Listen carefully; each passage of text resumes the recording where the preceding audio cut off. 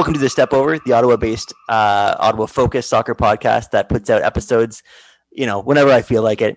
I'm your host, Josh Lemoyne, and Atletico Ottawa season is kicking off pretty soon, Saturday, June 26th. So fans are excited about that. And I'm not going to say, not too long after the club was announced, there's a new supporters group that announced itself as well.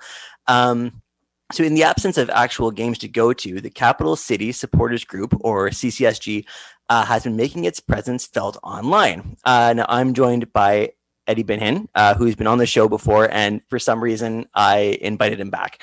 But he's here this time as a member of CCSG, but he's also joined by fellow members Thomas Stockting and Daniel Duff. Fellas, welcome to the show.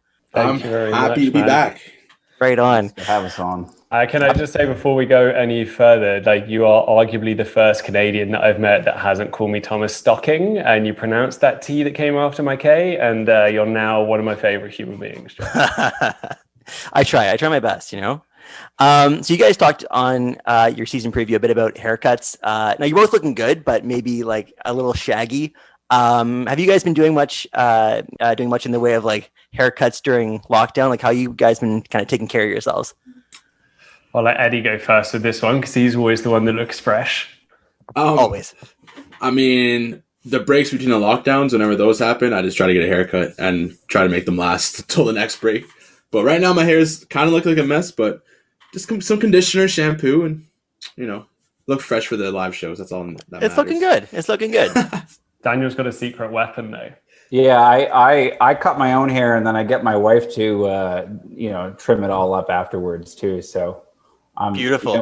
I got the Malcolm Shaw treatment. I can cut my own hair and I keep offering to do it for Eddie, but he just won't. He won't let me do it. He won't let me touch his hair. So might have to do it one night after the pub or something. Nah, no way. After the pub, you want to go before the pub. I think if you're gonna. I can't portray my barber like that. Come on. That's it. Thomas, what about you? Yeah, sort of the same as Eddie, sort of between lockdowns, hence why I keep going from having like a relatively nice haircut to an absolute mop on my head. When I was unemployed, my girlfriend would cut it a little bit. She hated the process. There's tears involved. She's worried she's doing something negative to my hair. I don't have a big affiliation with my hair, so it doesn't bother me that much. But since I got a job back again in last October, she's been a lot more reluctant to take the clippers to my head, which is a shame, as the opening of the barbers keeps getting pushed back. Yeah. To cross the river now, the borders have opened. Okay, so to start, there's probably a lot of people wondering who is the Capital City Supporters Group, and even people who maybe aren't familiar with soccer culture, or football culture. Can you just give us a bit of a rundown on who or what CCSG is? Open floor. We've got to let the founder go for this one. Got it. Yeah. Well, I mean, it's sort of it's an evolving philosophy, but we're, obviously as Ottawa's newest and most active supporters group, we believe that it's the responsibility to help create the best fan forward atmosphere on match day, and we aim to reinvent what traditional supporters culture is by creating sort of additional excitement and enthusiasm and brand awareness with our digital content throughout the year. And the best way to do it is to create content for fans by fans. And that creates a level of engagement, with a level of creativity and a level of kinsmanship amongst our members that you probably wouldn't find in a lot of other places. So it's a very unique philosophy. We're still very, very young, but we're a very ambitious supporters group that we see match day and the bells and whistles to go with that as the ground level, and we want to expand on supporters culture, which we feel and we've seen as rabid Premier League supporters or Serie A or what have you. Now we got Euro on supporters. Everybody's got a team. We think supporters culture is 24/7, and we're aiming to create the spark that will lead to a fireworks display of support here in the city, because not only does this new club deserve that, but the city deserves it as well, because we had a rough breakup, our last football club, and we need to do everything we can and more to make sure that the roots are firmly planted in the Ottawa sporting landscape for Atletico Ottawa. And it was put up or shut up time. And that's sort of how the group sort of came to fruition, in the sense was, I was on my way home on the train. I got the email from the club that it had folded. And I swore to myself that in that moment that if there's anything that I could do to, if there's ever another chance to have another kick at the can, if we had another sporting club in Ottawa, a football club in Ottawa, that I would do everything that I could. I just moved from Toronto prior, so I wasn't heavily involved with the Fury club, to be completely honest with you. But now that I've relocated to Ottawa and I've been here for a while, this was a great opportunity to get everybody involved, and the rest is sort of, the train has left the station, so to speak. Right on. So something I think that really seems to set CCSG apart from other supporter groups, like maybe across the league, is there really seems to be this big focus on content creation and like really covering the team. There's video content, written pieces. Why has that been such a focus? And is that something that's done by supporter groups elsewhere? Like was there a particular inspiration by having that focus? Yeah, so I mean, one of the things that I am not a Gunners fan, but one of the things that they have done, Eddie, has been very inspirational. And Thomas. Yeah. Oh, really? Yeah, you got they two both here. are. Okay. You Palace fan? Yeah, but I can't smack talk. Palace fans can't do that. Yeah, I'm a Pompey supporter, so we're hurting. Yeah. But exist. There was a while there. Yeah, there's a while there where that was uncertain either. But no, I like what the fan base was doing in London with the Arsenal fans, and they sort of inspired me to do more and be creative. I personally think that like I said, just creating content and engagement is sort of the way that the world is going now, and it was always part of the ethos of what the supporters group was going to be. It was sort of untapped landscape in the supporters landscape here in Ottawa. I felt like it was open season and fair territory to go out and do it. So I literally headhunted Thomas and Eddie for that specific reason, was to create content in the off season after the Ireland games. Just bottom of the barrel, eh? Yeah, right. Not even remotely. No, these are extremely creative, talented guys that put everything they have into what they do, and this has turned into, in terms of creativity, like a kind of a rock band. Like, this is, it's not always easy. Band practice isn't always flawless, and there's give and take for everything, but there's a chemistry that we've developed over the last year that seems to really facilitate everyone's roles and maximizes them to the fullest. So everyone gets to do what they want to be able to do and excel at it. And, this digital content is not only, it helps create and generate enthusiasm for the club, which is its main purpose, of course. And it also, it allows us to flex our creative muscles as individuals who love to produce this type of content anyways. I mean, I have a film background. Thomas is a journalist. Eddie is going to school for just the same. And he's the only person that's in this sort of triad here that isn't an expat of some sort. So, he's the local guy that has all the connections, that knows everything. And Thomas is the journalist that knows how to handle himself in front of a live camera and be the most inquisitive person that they can. And I like to make things, I like to wrap things in a pretty little bow and package it and sell it to everybody else. So it's been really fun doing this. And, we're happy that people are enjoying the content. We're happy that they're consuming the content. And we love that the club is growing, ever more eager to participate in the content that we create. Fantastic. So have you received any kind of feedback from the league and the club with your efforts so far? And you're in a bizarre box. Who are you pointing to? Yeah, you're kind of in the bottom corner. You just pointed outside our screen. Yeah, like everybody, I feel like this is a Smashing Pumpkins interview where I'm taking all the questions. All right. We've gotten some feedback. Marty Thompson from the Canadian Premier League wrote an article about us. And he follows us. A lot of journalists do follow Capital City. When we were doing the teasers for the new signings, we got a lot of feedback there of people trying to figure out what our teasers were. But yeah, we've getting a lot of feedback. The team is pretty helpful, giving us interviews and players. And we had Fernando, which these two kept a secret from me, but that's a different story. But yeah, we've been getting a lot of feedback. We appreciate it. We're just going to keep trying to become better in everything we do. Yeah, so you didn't know Fernando was going to join, eh? So, I had a feeling because, who else? Like, a special guest is coming. I'm like, okay, it's either Mista or Fernando. I'm like, I think Fernando is. So, and he showed up, and I was right. It's one of those things where, like, the connection didn't come overnight either.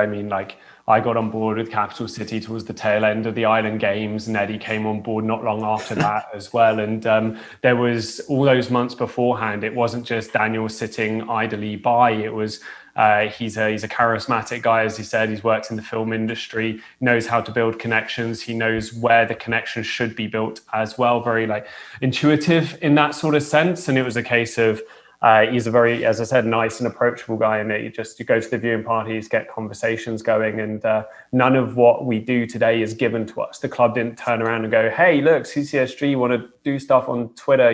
We're going to give them stuff." And that came because Daniel grinded. That came because Daniel put in connections. That came because, as Daniel said at the start, he didn't want another club to fold in the city. He wanted football culture to just keep growing, and to make that work, there was no one covering the club. The Canadian Premier League do what they can, but again, like the pandemic hit everyone, they don't have a ton of staff writers, they don't have a ton of money to do things, and the club themselves have just been established. They have no one in-house for that either. So he saw a gap in the market, he decided he wanted to do something about it, and it all came because he's a nice, approachable guy who knew what he wanted, and he knew how to get it as well. And at the end of the day, you have to be confident with your skills. And look, he could have been a total, pardon my language, but arse. And the CCSG would not be where it is today. You know what I mean? He grinded, and then having Eddie on board with his experience with 613 and the connections has been fantastic as well. He's getting better and better every month. It's one of those where still a young guy. He's got some areas to improve, and he's got an attitude problem. But apart from that, he supports a great football club, and he's getting better every day. So, it's real good fun. As Eddie said, we're getting some good positive feedback, but nothing over the moon, and nor would I expect it at the end of the day. There's just an element of we're just going to keep what we're doing. We don't do it for the praise. We do it because hopefully there's a few supporters out there who want content and they want to be able to read about their club. And CBC aren't doing it, and Le Droit does it from time to time. And in all fairness, at least they do it. But no one else is doing it. I come from a country where I turn on any newspaper's website and football is on the front page. And I was just like, I need to be part of something that football's on the front page of. It has been sort of interesting to see I don't know how to particularly articulate myself in this moment here, but where you're right, there has not been a game at TD Place. And, to me, a supporters club is supposed to support the club no matter what, through thick and thin. And, these have been absolutely weird circumstances where the previous club had folded. This rabbit comes out of a hat from Spain. The pandemic hits. We've played 8 games in PEI. And, the club needs all the help it can get in terms of brand awareness and sort of any notoriety and support whatsoever. So like what other option is there to do other than sit on your hands? So we decided that was not something that we were going to do. And these guys have been working, lots and lots and lots and lots and lots of hours. I mean, I don't want to speak for anybody here, but it's turning into a part-time job, I mean, you touched on a few points, and like I think it's great, especially like the video content, and especially Thomas, like you said, like in the absence of traditional media coverage, like I think the kind of content that you're creating is pretty necessary for the growth of both the club and the league. So I think everything that you guys are doing is fantastic. Now the most recent project, we did kind of touch on it. On Tuesday, you had your 2021 season preview broadcast on YouTube. Now, I watched it twice. It was great, except for Eddie's shirt. It was great. And to wear it, but we asked him to change. We were like, he did. I'm not changing. And he was adamant. Put something more chill on. And he was like, no, I'm wearing my loud shirt. And I was like, well, this is a new style. Clearly 2021 Eddie coming out of a pandemic. Yeah. I know, Eddie, you were trying to frame this as a bold shirt. I'm gonna side with Thomas. It was a loud shirt. Yeah, it was. He looked like he was on Gilligan's Island, Okay, that's fine. There's a fine line between floral and Hawaiian, and yours was veering on the Hawaiian side, which just ain't cool. Listen, the team came back from Spain. Hawaii's hot. Spain is hot. I get it. All right. No, you packed a lot. You packed a lot into that hour. I think. Sorry, go ahead. I think we need a different segment with Eddie, which isn't bold shirts for bold statements. It's tangible links, like Spain and Hawaii. Pack it in. Maybe that's the game. Maybe that's the game show with like buzzers. Tangible links with Eddie Benhin. These two things are absolutely not related. It's gonna get John. Come up with a phrase that links the two. I am purposely going to buy more loud shirts now just for this. You'll see me. Okay. Do it, man. Okay, we'll get back here. No, you packed a lot into that hour. You had midfielder Zach Verhoeven join you, director of ticketing Nick Ryan. You had some fans. There's Johnny, Megan, and Brandon. And your special guest was Fernando from the CEO of Atletico Ottawa. So how was it putting that all together? Getting all those guests confirmed for this 1 hour special, all those graphics, like it seems like a big undertaking. How is that putting that all together? That's definitely a Dan question, because essentially he like points us in the right direction, and Eddie and I talk.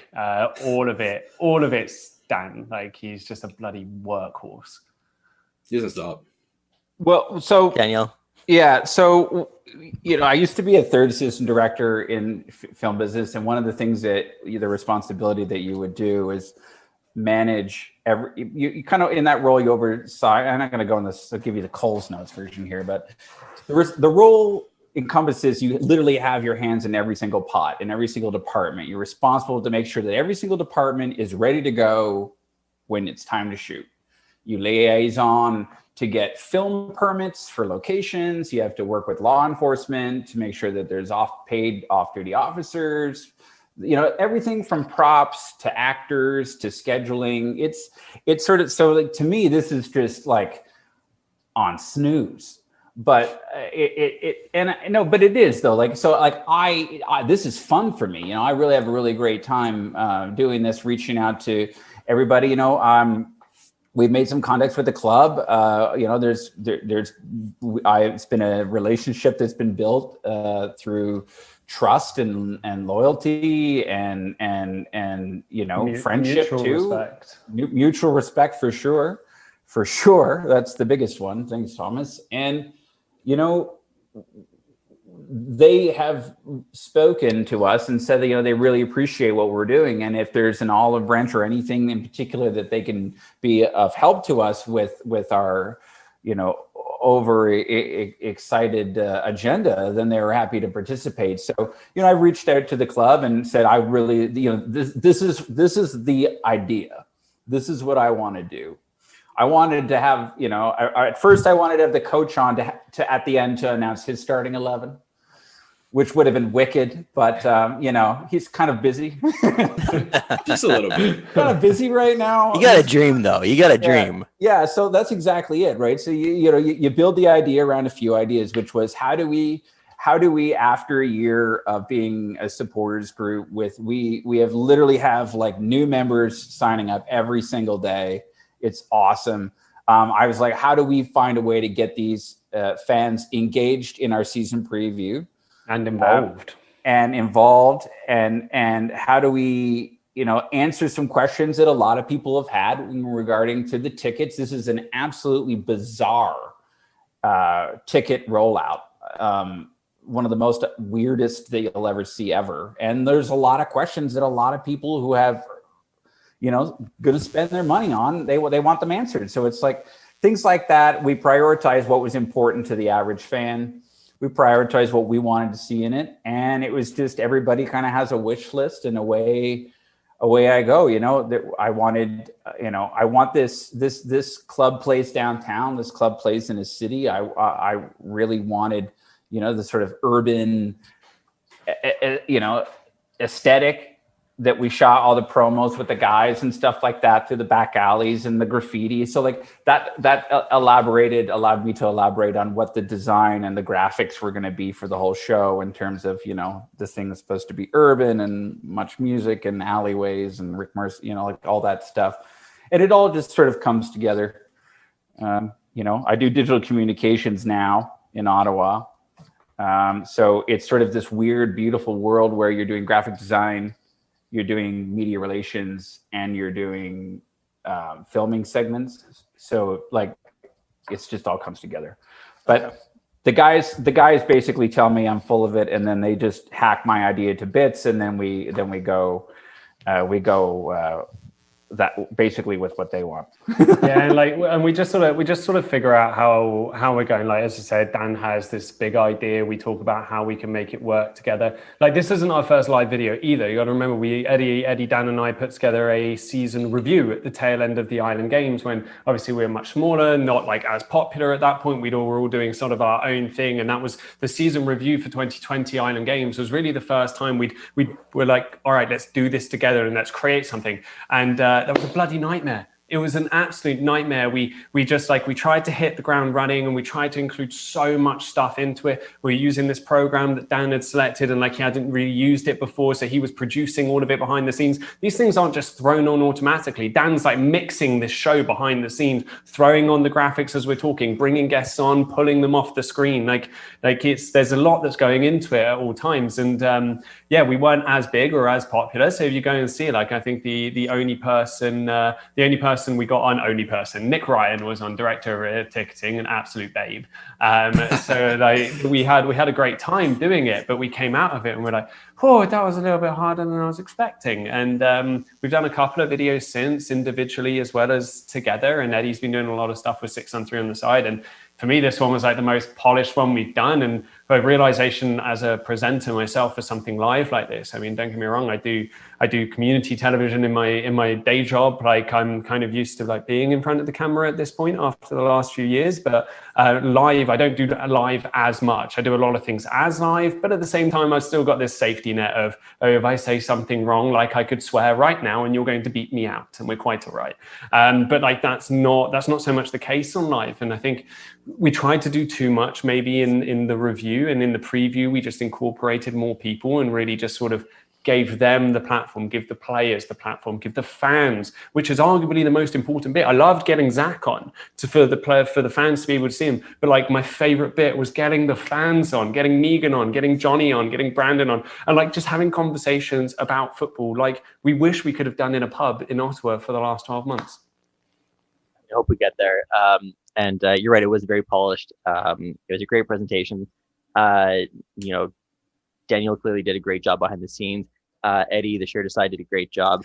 Thomas did a great job. I do have one issue, though, I wanted to address with Thomas. I got a bone to pick with you. I'm going to go on a bit of a rant here. Now, you said the word soccer, okay? Oh, I know. How dare you? You said the word soccer in your preview. I kicked him off the screen when he did it, though, just for the record. No, hold on. I think I might be alone here, but I'm from Canada, and I'm a soccer defender. Okay. Now, when you said the word, it was like you bit into a cookie expecting chocolate chips and getting raisins. That was the look on your face. Okay.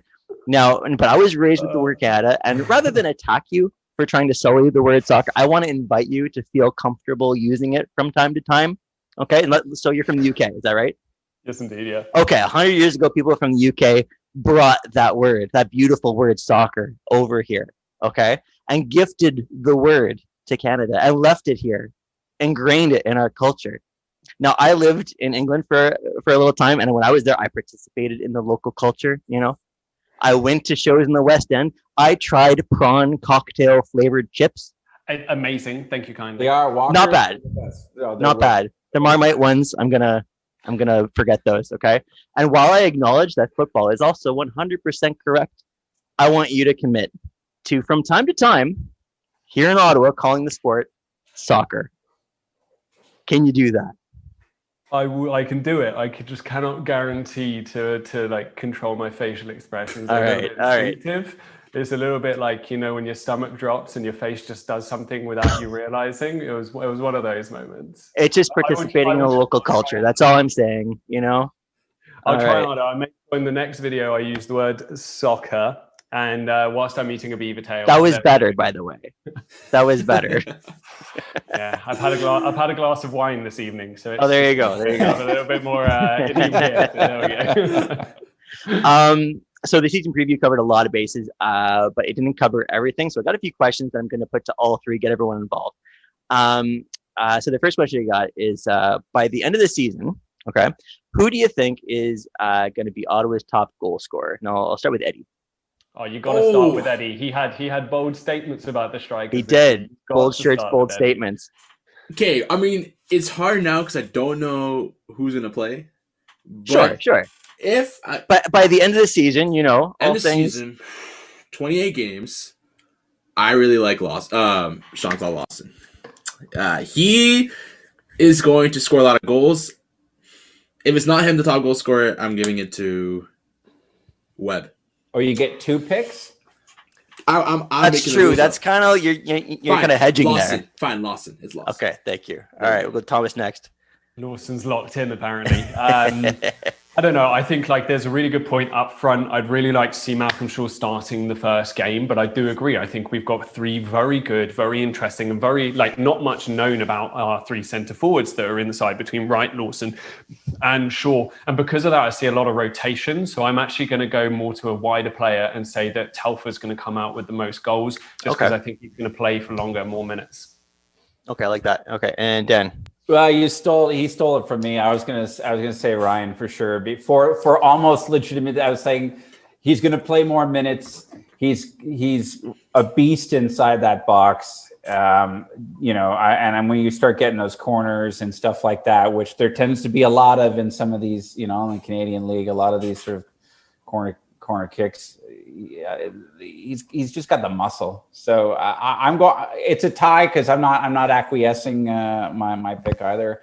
I vote for Telford, and if I had to be like Eddie and insist to have 2, I'm a seniority man. I'm a labor guy, so seniority rules. So Malcolm Shaw would be my number 2, and he came on and he guaranteed us. So hey, listen, hey, Malcolm, yeah.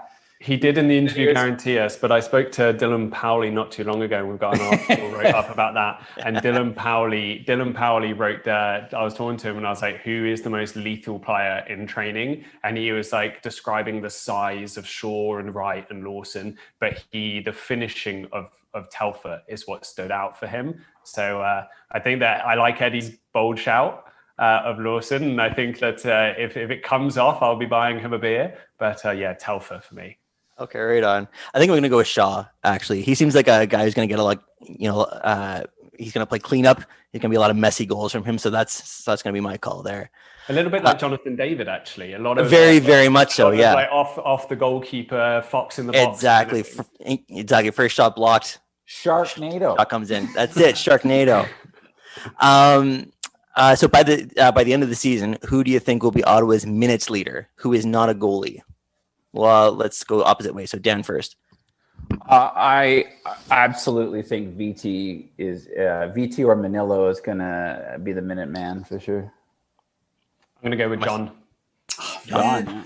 I'm going Brandon John too. I think there's gonna be a defender just because midfield and forward depth is just too much rotation. But defensive, I mean, we have 6 defenders, so I don't think we're gonna have a lot of rotation there. And I think John is our best center back. No hate to any of the other players, but I just think he's the main guy I would see playing most of the games. Yeah, I agree with you completely. I don't think he's going to rotate as much. And towards the end of the Island games, as Eddie says, I feel like he really started shining through as a player that not only had the defensive capabilities, but real leadership qualities too. I was going to say John as well. So just be different. I'm actually going to go with Kapoor for like a very similar reason. I think that those two are going to be just like the beasts in the middle at the back. And I think the two of them actually are going to spend some time kind of bringing up Keyshawn Ferdinand as well. I think he's going to spend a lot of time with them. But for me, I think it's either John or Kapoor. But I thought we could do like the Manila as like a sort of the Michael Bradley thing where he's never off. I could see that too. Yeah. But we do have McKendry there as well, so yeah, they'll play different roles, but he'll never be off. That sort of was where I was. Well, we'll see. Who do you think is going to emerge at the end of the season as Ottawa's biggest rival? So start back with Eddie. Yeah, I think. Well, actually, like let's. I'm going to start just because. Okay, yeah, sure, Thomas. Okay. Eddie knows the Canadian Premier League better than I do as well, and he knows the other team. So I think I want to give Eddie an extra second just to be able to like properly think about it because I think he. So Eddie, you got to give the best answer. Yeah, now pressure's on. Yeah. I'm gonna pluck it out of the hat, and I'm going to go, I think that a kind of rivalry is going to develop with Edmonton. Pauli has already come out and started, like, he's got a point to prove. He's come out with social media saying he's super excited about playing them. And I just feel like just because of that and how involved Pauli gets with supporters and stuff, I feel like, I don't know, I just like the bond I felt on the phone with him immediately. It was like, I feel like getting behind him every minute. And I'm going to just be, as long as he's playing well against Edmonton, I'm just going to be going in on Edmonton. So that's Edmonton for me. Okay. So Dan or Eddie, I'm going to throw it to either you now. Yeah. So like, obviously with the NASL, Edmonton is the obvious sort of, preemptive choice. But for me, I was gonna say Halifax. We're the two furthest Eastern teams, and I don't know. I just think last season it was kind of getting chippy, and I know the fans on Twitter were getting pretty mouthy. So, isn't that how a rivalry is supposed to work? I like it. All so right, you Eddie. said it's just for this season, right? Like by the end of the season, who do you think is going to be like the biggest rival? Because rivalries usually, are built off, fan interaction, so away games and stuff. So obviously, many people say Forge. But I'm just trying to think of the biggest fans, on social media. And I think because of that, it's either Halifax or Forge. But I'm leaning towards Forge just because they are closer to us. And we're probably going to play them a lot. And, I mean, they won the league 2 times. And they think they're all that. But I'm telling you right now, Atletico Ottawa, we're going to beat them. And it's going to cause some rivalries for sure. Because they're arrogant. And we're pretty cocky too. Because look who our dads are. But I think I'm going Forge. Pretty much for the next couple seasons. But again, anything could change. It could be one bad tackle from Pacific, and all of a sudden we hate that team. So I love how Eddie's come out with the "my dad's bigger than your dad." What, you only got Hamilton as your dad? Come on, we have Atletico Madrid. That's right. I'm actually going to go with York United. I think their rebrand's been fantastic, and I think they're going to get a lot more. Like I think they're really going to grow because of this rebrand. I think it's been handled phenomenally. That's a really good point, and I think their social media presence has picked up, and whoever's running their social media channels is doing a really good job. Needs a raise, right? Right. Yeah. Like everything that they've done is fantastic. And they're the closest to Ottawa. So once everything's back to normal, I'm really looking forward to going to New York. Yeah, exactly. All right. I got one more. So I don't think that there's many nicknames on the team. I love a good nickname. So I came up with 3. Okay. So this is a bit of self-show on my part. Which of these do you think has the best chance of catching on? Okay. So I got Jordan the Spider Webb. Okay. Zach Verhoeven has some pretty good, hair going on. So I was thinking Zach Verfloven. And for Antoine Coupland, the Chelsea Dagger. Well, as an Arsenal fan, anything that has Chelsea in it, get it out. But I like Jordan the Spider Web. Jordan the Spider Web, Dan. I think you can make a pretty cool graphic for that. Funny enough, I mean, I did put him on the Peace Tower on a graphic on social media, and that was sort of my clever way of making him. Oh, okay. But yeah, no, we had Coupland as the prodigy. Some person coined him the prodigy, so we had TNT Telfer because he's from TNT and he's explosive. Obviously, Shaw is Sharknado for sure. Power Gloves Obadal. Because he's got the electronic hands that you can't rip the ball from him. And Pally, I don't know if anyone's seen Pally's social media, but he is ZZ Top. He is the sharp dressed man for sure. Absolutely. So to me, he's ZZ. I got nicknames for everybody. I don't know if they're going to catch on or not, but I'm trying. Throw them all out there with social media. Sticks. Yeah, but Spiderweb for Floven. I like both of them actually. But I know what Eddie's point about Chelsea Dagger and like hating it, but that's also because you got that rivalry with your dad, mate. But like Chelsea Dagger, it's a great name. Great, cracking British phrase and like a very good song as well. So I didn't even clue into like Chelsea FC, but yeah, I'm not gonna lie, that was my favorite. I was most proud of that. Chelsea Dagger for me for sure, especially if he comes up and like scores a last minute winner or something. We're making it trend, like the dagger 100%. To the heart, like on it. Done. All right, guys. I think that's all the questions I got for you. Thank you so much for your time. But before I let you go, where can people go to learn even more about you, and how can they get involved? Go on, Duff. I always do the sign-outs. You can follow us and like us on our social media at Capital City SG. That's Twitter, YouTube, Facebook, Instagram. And if you really want to know what's going down, you go to capitalcitysupporters.com.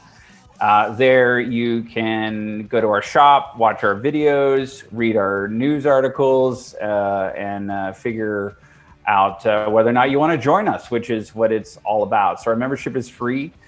We postpone our Ministry of Football membership, which we will get into probably in another episode at some point. There's lots of ambition for that. So membership is free this year. Sign up. We have a newsletter called the Red Card Report that basically is quarterly, and it gives you all the information that you really need to know if you want to live under a rock for the football club. So, you can bat 1,000 if you just sign up at our website. And obviously the biggest thing coming up is hopefully there's going to be some watch parties. We'll be down there. We'll be there with the flags, the pins, all this kind of stuff. Please just as comfortable as you're willing to get to me, as close as you can get to me, come say hi, come have a pint, come have a soft drink, whatever you fancy if you want to watch some football and have a chat. Eddie's our match day officer as well. So he will be leading chants both in the stadium and hopefully getting everyone riled up as well at the watch parties too. So as an in-person one, just come say hi and we'll give you any info you need.